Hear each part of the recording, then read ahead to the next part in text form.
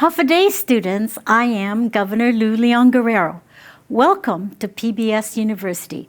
Our friends at PBS Guam and the Guam Department of Education put this episode together with some fun and exciting learning material to help you keep up with your studies. So thank you for joining us on another learning adventure. Sidzu Masi and have a great listen.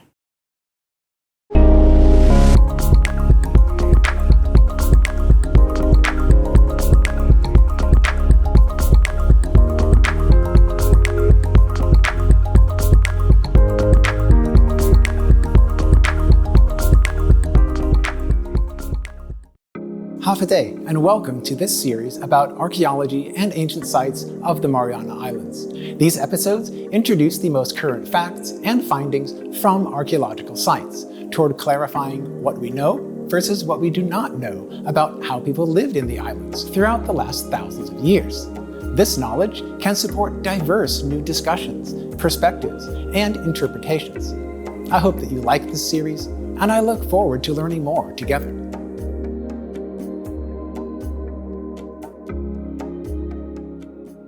Studies of the past can be diverse and complicated, and then additional challenges are involved when sharing this information with the people who want to know about it. I asked my colleague, Edward Leon Guerrero, about his experiences with researching ancient life, culture, history, and language with his online educational video series called Pulan Speaks. Pulan Speaks, right? Pulan meaning moon, or it could also mean to watch. And Pulan Speaks started back in about 2017 or 2016.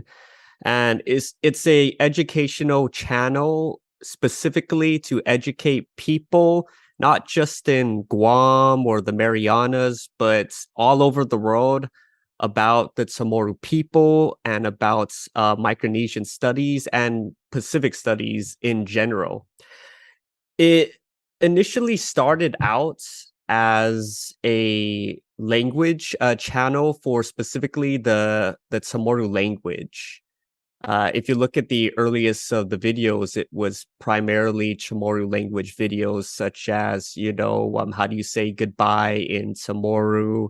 What are basic, how to make basic sentences in Chamorro, but it evolved from there. And the reason why I created Pulan Speaks in the first place was because when I would go and look up, whether it be, for example, history concerning the United States or history concerning, let's say, the Middle East, I would usually look online and go on YouTube to search for just short videos.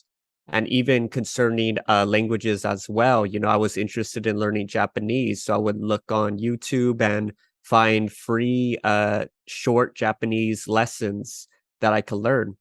And so I wanted to look up, what about the region here in the Pacific? What about Chamorro? What about the Marianas? What could I find online?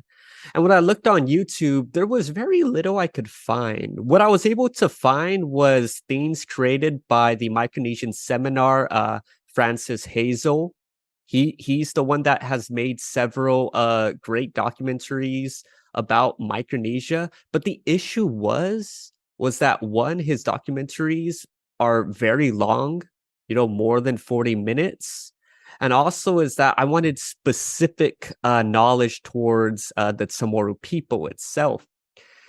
And so I decided, I'm like, if I can't find any of this knowledge, and I can't be the only one searching for this knowledge about the Chamorro people, about the Marianas, and so on, then why don't I use my background in Micronesian studies, my master's degree, which I've put it in good use and actually utilize it to create videos for the community. So then that's where I started creating videos concerning the Chamorro people, concerning the Marianas, concerning Micronesia, and now concerning the Pacific region. Yes, so it started out originally as just a small language channel, and it evolved from there into a general educational channel concerning this area, the Pacific. culture, history, and language, they are highly interconnected, especially concerning here in the Marianas. And I think that the big reason why, it's very important to me and very important for people in the Marianas to know and understand is because Guam is still a unincorporated territory of the United States, a colony of the United States. So a lot about what we know about the Chamorro people, about how we perceive ourselves today, was highly influenced by the colonial process through, over 400 years or about 300 years of colonization, starting with Spain and now currently with the United States of America. And so there's a lot of, I would say, disempowerment that has happened within the last 400 years of the history of the Chamorro people.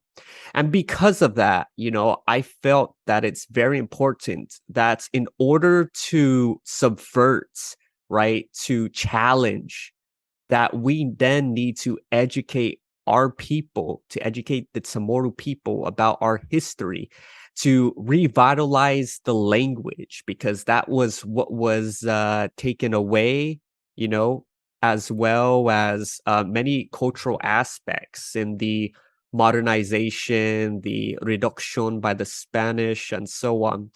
And so it's important that in order for the Chamorro people to maintain a strong, united identity in the face of globalization, colonialism, it's important for us to imbue in the people a sense of strong ethnic identity in order for us not to get lost in this road. Because as I heard from, I forgot this one person, I forgot who this person was, but he said that the only people who are going to care about the Chamorro people are ourselves, the Chamorro people, and maybe, a couple of scholars and of other scholars. But the reality is that we're about 100,000 to 200,000 people, including the diaspora. So it's very important that we maintain our links and we understand our history, our culture, and our language. Because in decolonial methodologies, there has to be a goal in why we're doing this research and why we study this. And one of the big goals is, of course, political liberation. So we need to, at least I feel that we shouldn't just study just for the sake of it, but we study with that goal in mind, to decolonize many aspects about us due to the 400 years of colonization, such as thinking that the world centers around the United States, or when we look at a map, we automatically look to the US and look to Europe. And that's the fact is that many of our people don't know about the other islands in this region. Yet they know France. They know the capital of France is Paris, and the capital of the United Kingdom is London. But they don't know, for example, the capital of the FSM or the capital of Fiji, which is in the Pacific. So those are reasons why I feel, history, culture, and the language, that it's incredibly important for us to learn and for us to very study about. If you were to view my videos, Pulan Speaks, any of the videos, you would notice that when I speak, I always want to source my material, right? And to give my sources, because I want to hold myself accountable for what I put out there. And so in the beginning, one of the great issues I had was finding out where could I find these information from, right? Where do I search at? And that is where my background and my degree in Micronesian studies and my access to the Mark Center, to the wonderful professors such as Donald Rubenstein, really helped me because those resources were able to assist me in finding the source material. For example, like when I made a video about Magellan, I was able to find the primary sources, the original sources, Pigafetta, the pilot, right, who was observing at the time, the Geonese pilot, I believe. And so I was able to find the primary sources, and from there, I'm able to incorporate them in the video. So in the beginning, that was one of the big difficulties, finding the sources, the information, reliable sources, so I could be able to then, from there on, interpret to create these videos. But then another issue comes now, which is, well, we got these written sources, but how do you know how valid they are, right? What about oral history?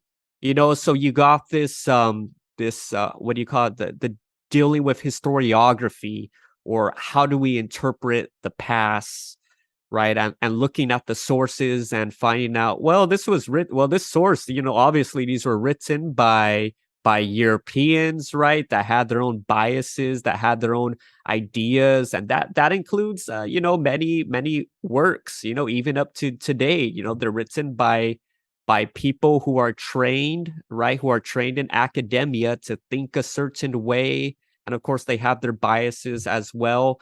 And it doesn't have to be what do you call it? They're implicit as well. So that was also an issue, and I'm still, even up till now, it's still a struggle for me today, right? When I'm looking at these sources, I'm citing them, I'm reviewing the assumptions and so on. So that's still an issue today as it was in the past, though I at least got the sources. Now I got the resources. And so questions, right? Questions such as, like Magellan, for example, did Magellan, land in Humatak, or did he land in Tuman, right? The oral history in Humatak, right? They say that Magellan landed in Humatak, right? I'm like, okay.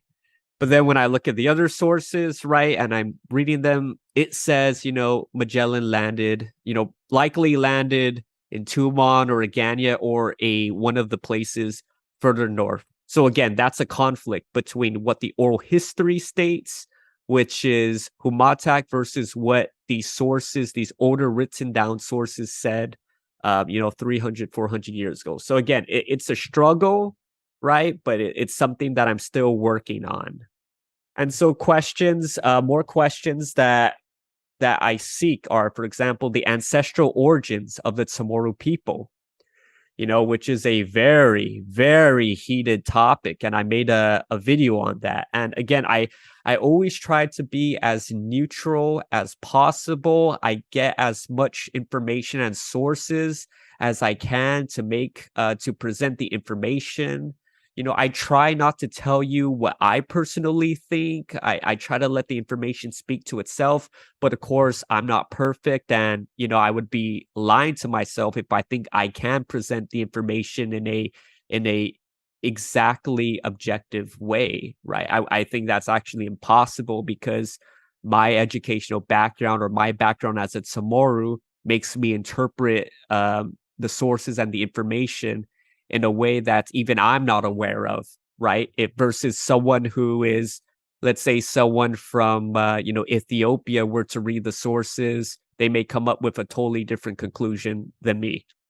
So again, it's still a work in progress for me. I'm still trying to figure out, which is, again, sources, how to interpret them, the conflicts with oral history, how to balance that out.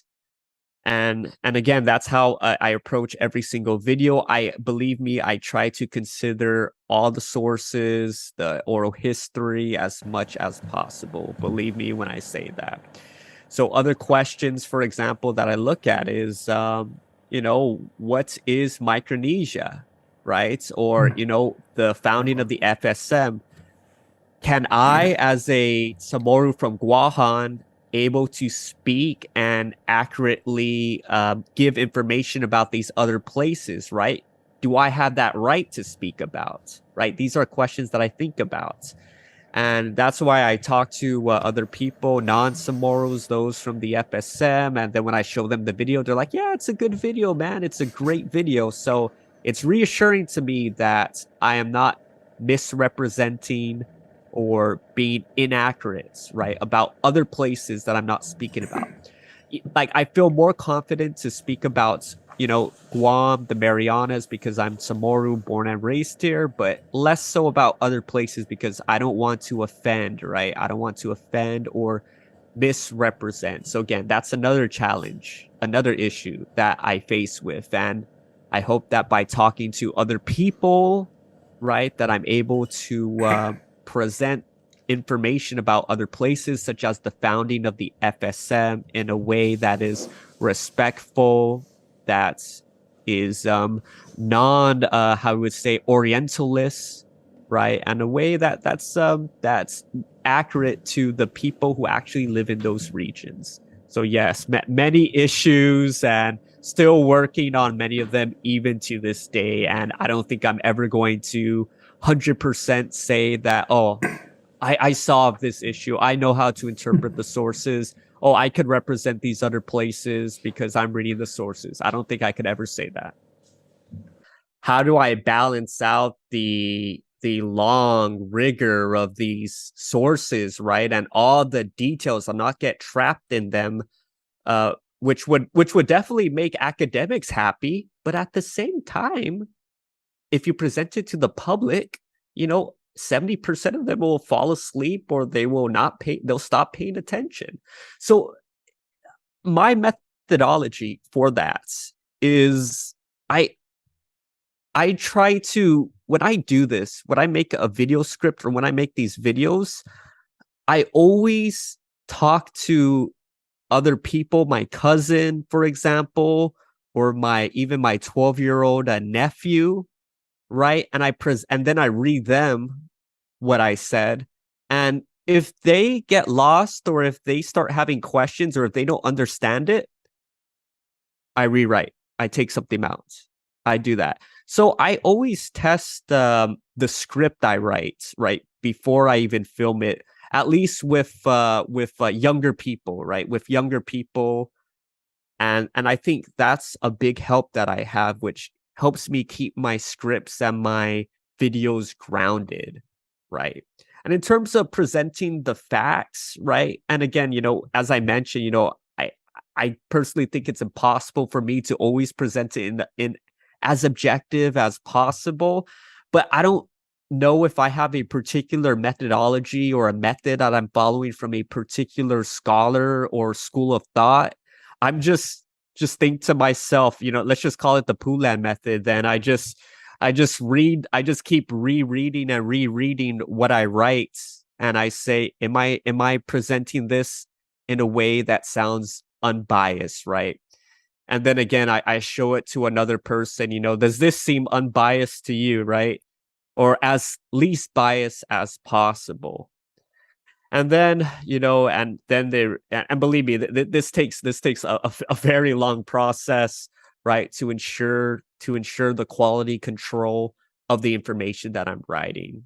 Because I always seek to create concise videos with including the information, but without drowning the person in the details that would take them completely out of the video. Because I personally prefer having videos, for me personally, I can make all of the videos I've made already up to an hour long very, very easily. In fact, that would probably be easier for me to make because I could just speak the whole time. But the reality is that when I speak to my 14-year-old, 12-year-old cousins or nephews, is that if they're able to understand and actually pay attention, then I know I got something good going. And in terms of objectivity, if they say, oh, does it sound too biased, or oh, sounds good, sounds very objective, I'm like, okay, I'm good. It's at least a layer, right?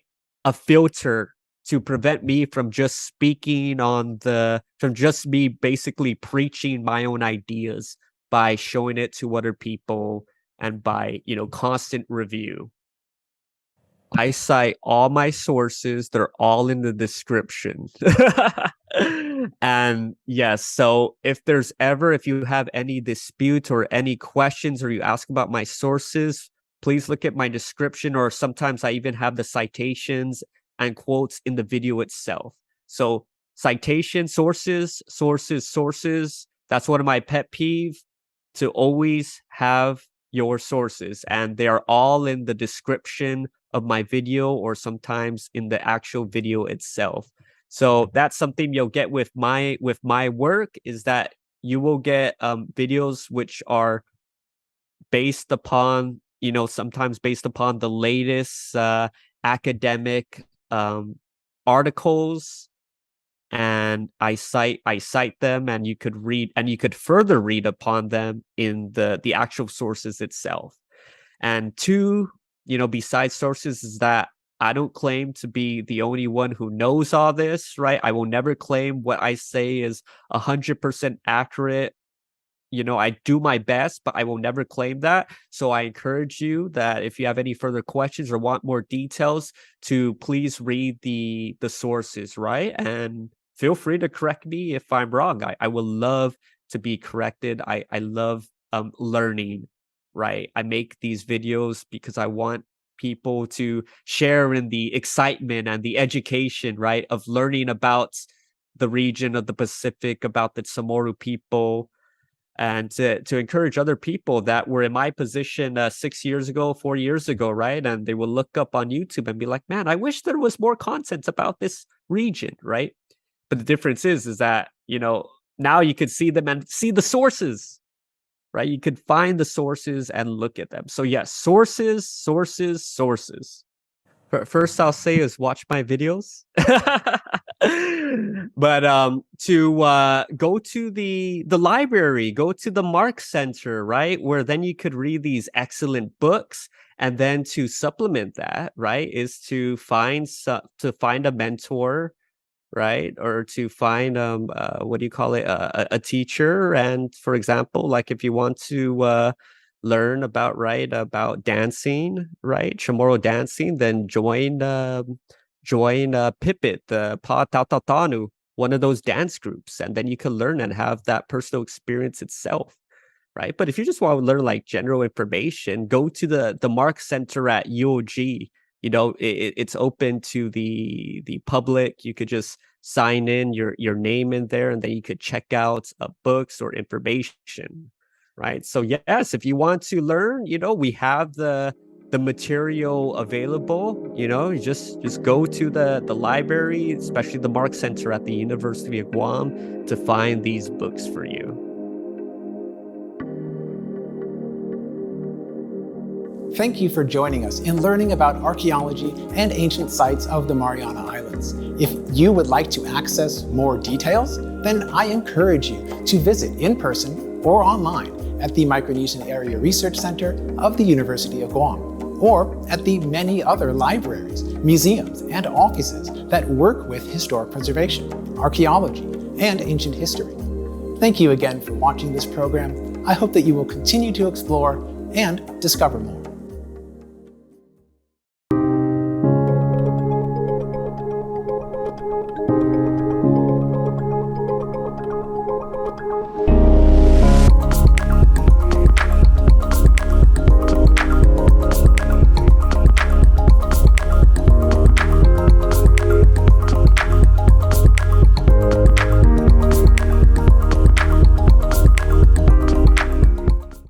I'm Josh Tenorio, your Lieutenant Governor. Thank you for being with us today and for taking the time to continue your learning with PBS University. I also want to thank your teachers and support staff at DOE and PBS Guam for their work and their commitment to you, our students. Si Dus Ma'asi, and we hope that you enjoy this PBS University instruction.